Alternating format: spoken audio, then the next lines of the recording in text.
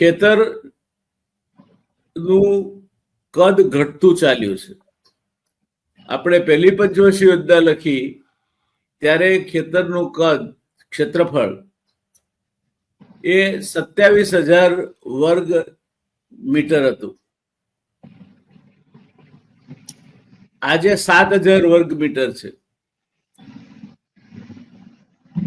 અને આ દેશના 98.5% ખેડૂતો નાના અને સીમાંત ખેડૂતો છે.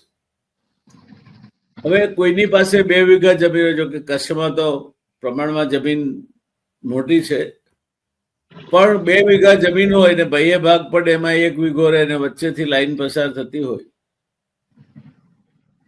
અને એને વળતર માટે દાંધલા કરવા પડે, પોલીસ ટીંગાટોળી કરીને લઈ જાય, તો એ ખેડૂત તમને રોટલો તમારે જોઈએ છે ત્યારે રાત ઉજાગરા વેઠીને તમને અનાજ આપે છે, એ જગતનો તાજ છે.